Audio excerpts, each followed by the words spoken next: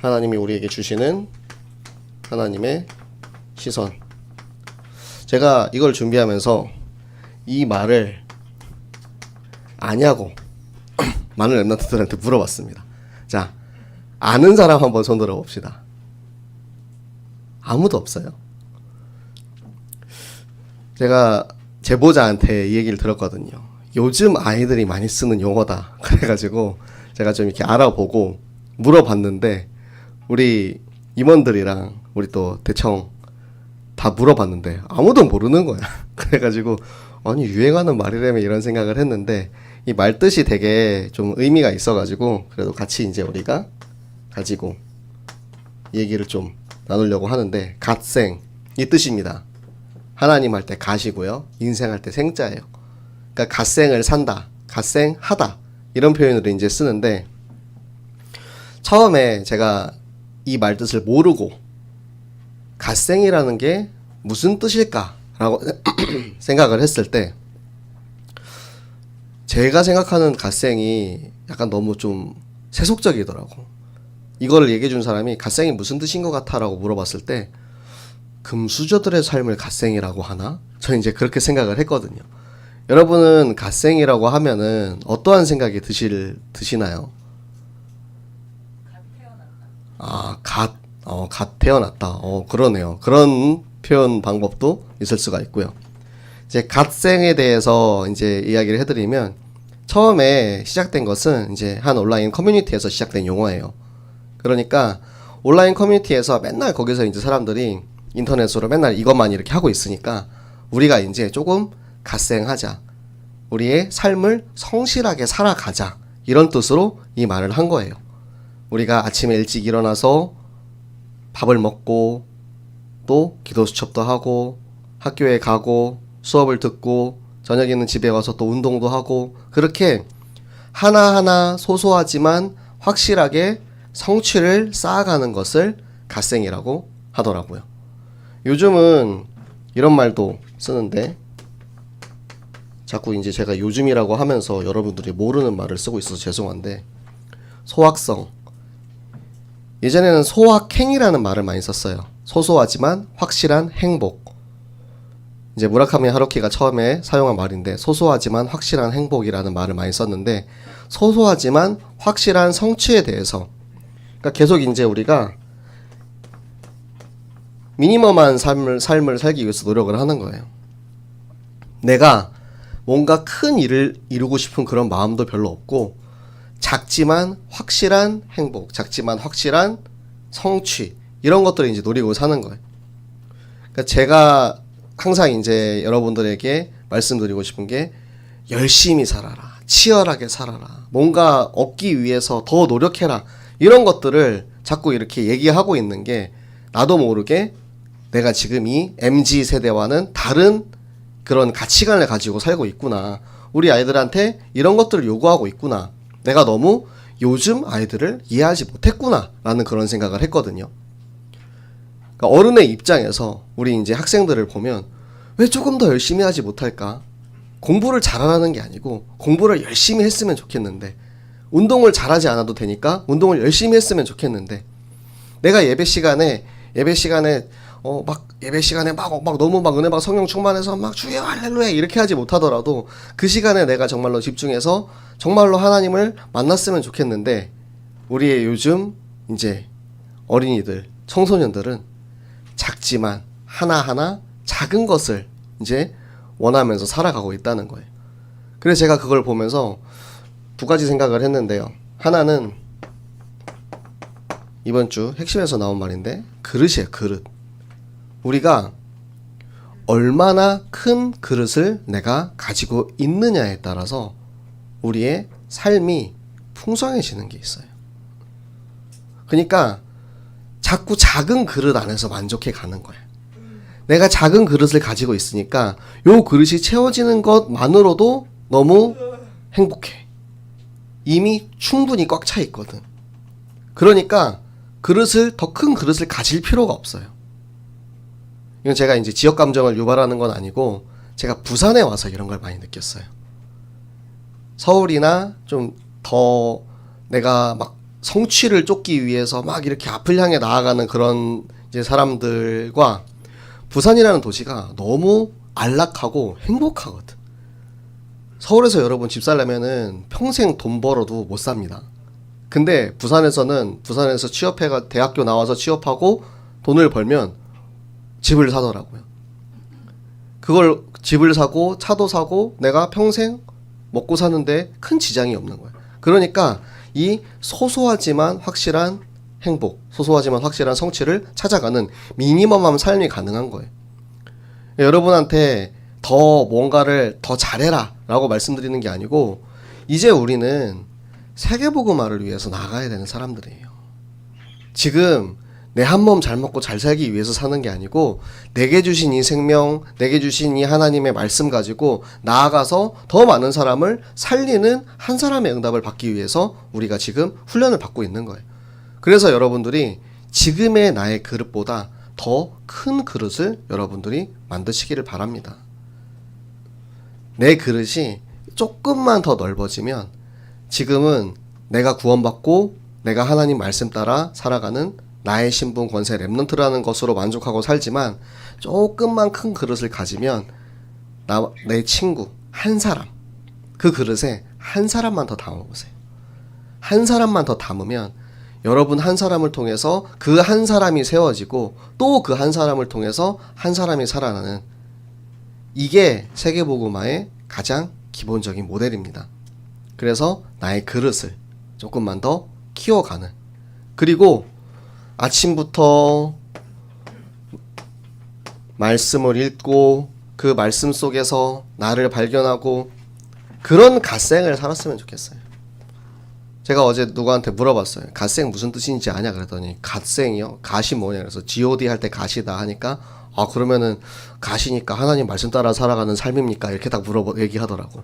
아 내가 좀 반성했어요. 아 나는 금수저의 삶이 갓생인가 그랬는데 하나님 말씀 따라 사는 삶이 갓생입니까? 그래, 이게 정답 아닙니까 여러분? 내가 아침부터 소소하지만 기도 수첩으로 시작하고, 아침부터 오늘의 말씀 신명기 읽고 여호수아 읽고 창세기 읽고 말씀 한 구절이라도, 오늘의 강단의 말씀 한 구절이라도 소소하게 읽고 시작하고 하나님 말씀으로 시작해서 하나님 말씀으로 마치는 삶, 그게 24예요. 그 24가 되는 사람은 이제 25를 향해 나아가는데, 세상 사람들은 24시간이라는 개념밖에 없잖아요. 세상에는 25시간이 있을 수가 없어요. 그런데 25시가 어디서 나오느냐? 하나님이 우리에게 주시는 그 한 뼘의 넓이, 그릇을 초과했을 때 그게 이제 25의 응답을 받는 거예요.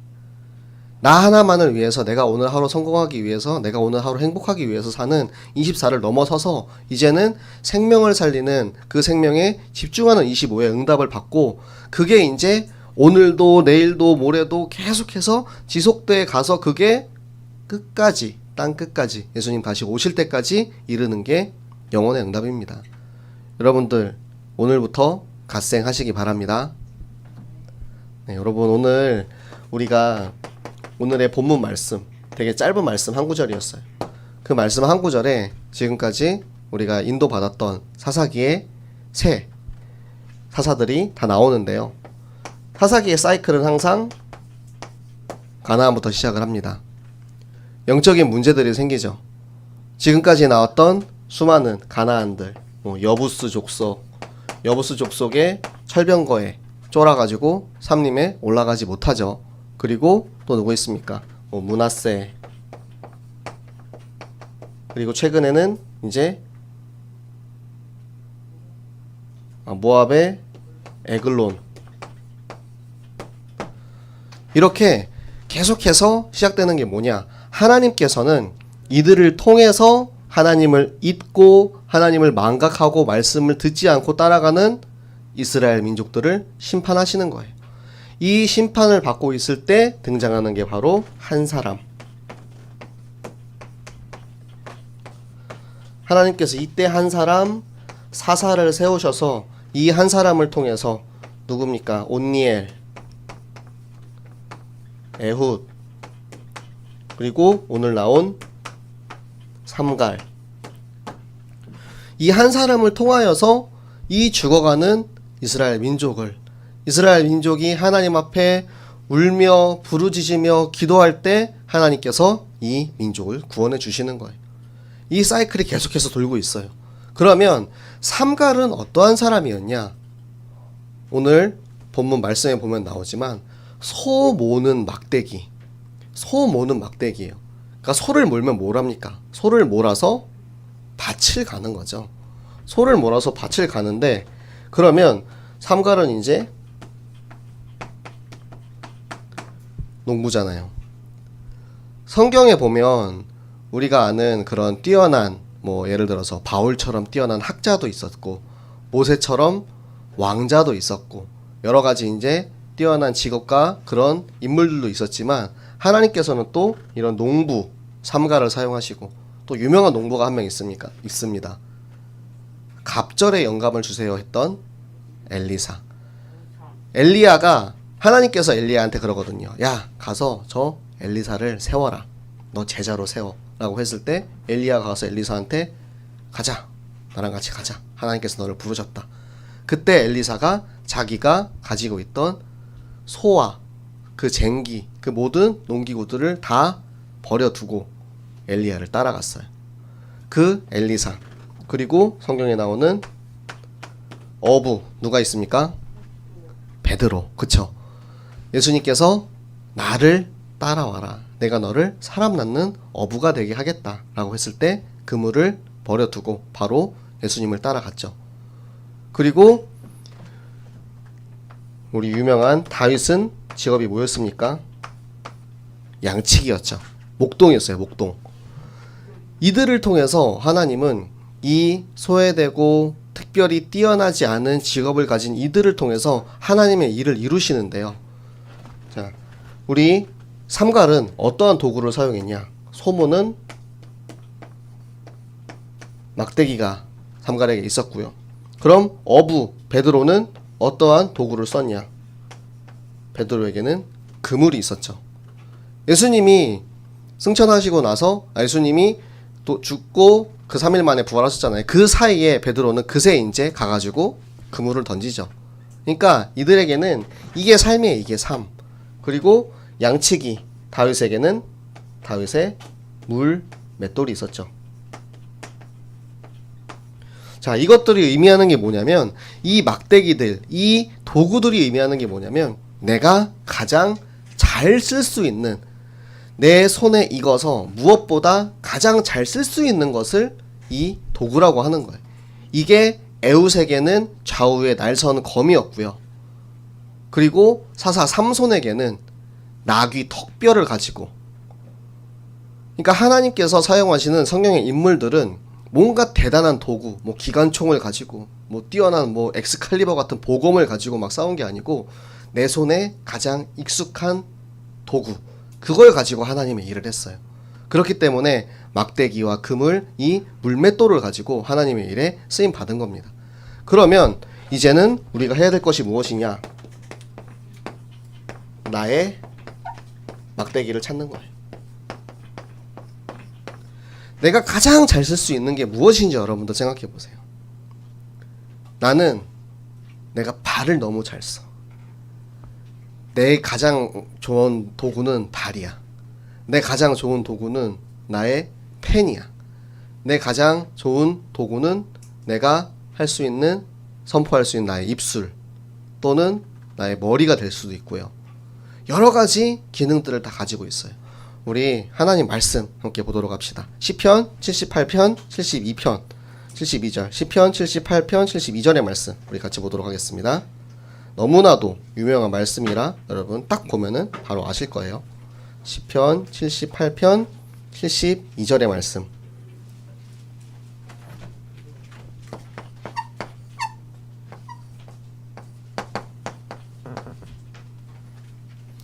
자, 시편 78편 72절, 구약성경은 861쪽에 있습니다. 자, 다 찾으셨으면 같이 읽도록 하겠습니다. 이에 그가 그들을 자기 마음의 완전함으로 기르고 그의 손에 능숙함으로 그들을 지도하였도다. 아멘. 자, 마음의 완전함, 그리고 손의 능숙함. 이게 뭐냐면 두 가지 종류의 막대기를 얘기하고 있는 거예요. 마음의 완전함은 하나님의 말씀을 가지고 사용받는 거고요. 손의 능숙함이 뭐냐면, 손의 능숙함은 내게 주신 나의 기능, 나의 달란트, 이 두 가지 막대기를 가지고 우리가 쓰임 받는 거예요. 하나님의 말씀이 빠지면 내가 아무리 손이 능숙하더라도 이 마음의 완전함이 없으면 결국에는 세상 사람들처럼 살 수밖에 없어요.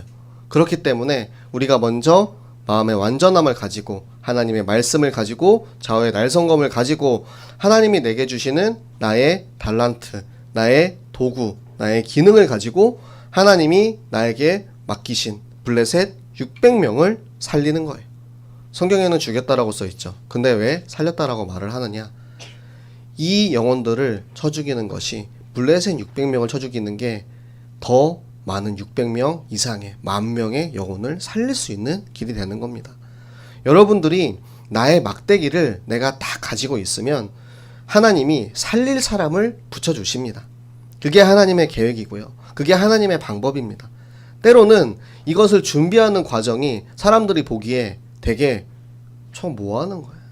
그리스도인들, 너네 교회 다니는 애들 맨날 뭐 교회 가가지고 일요일날 예배 드리고 그 시간에 다른 친구들은 학원 가서 연습하고 학원 가서 공부하고 그 시간에 더 열심히 준비해가지고 더 좋은 대학 가려고 이렇게 노력하고 있는데 너네들은 그거 뭐 하고 있냐? 이렇게 생각할 수 있거든요. 하나님께서 뭐라고 하시냐? 고린도전서 1장 27절 28절 말씀 같이 보시겠습니다. 고린도전서 1장 27절 28절 말씀.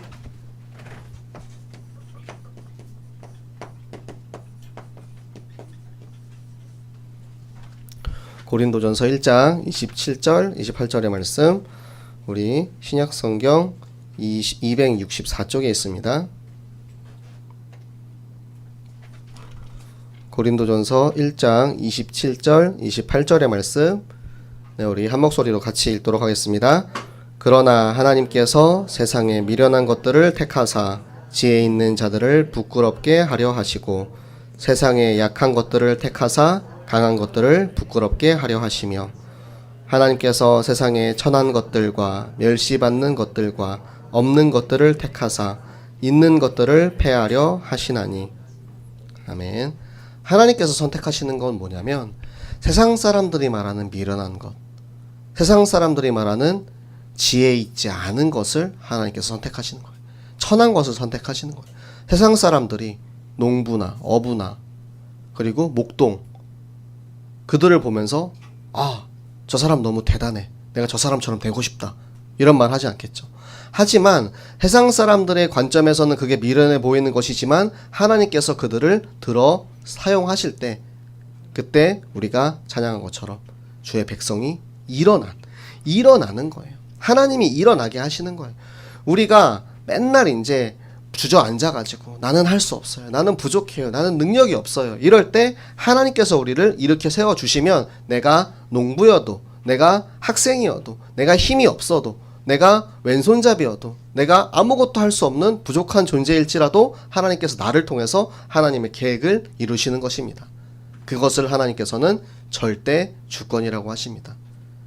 여러분들이 하나님의 절대 주권을 인정하시기 바랍니다. 하나님의 절대 주권을 인정하는 최고의 방법이 무엇이냐? 하나님의 말씀에 집중하고 예배에 성공하는 거예요. 하나님이 진짜 이 시간 이 자리에 살아계셔서 내 앞에 계시다라는 생각을 하면 예배 시간에 딴짓을 할 수가 있겠습니까? 그쵸? 하나님이 내 앞에 지금 딱 여기 앉아 계시는 거야. 그러면 예배 시간에 핸드폰으로 뭐 딴 거 할 수 있겠어요? 하나님 보고 계시는데. 여러분 시험 볼 때 선생님 앞에 있으면 컨닝 못하죠. 전 고등학교 때 어떤 선생님은 중간에 나가버리시더라고. 되게 나이 드신 할아버지 선생님이었는데 중간에 나 잠깐 일 좀 보고 올게 하고 나가버리시더라고.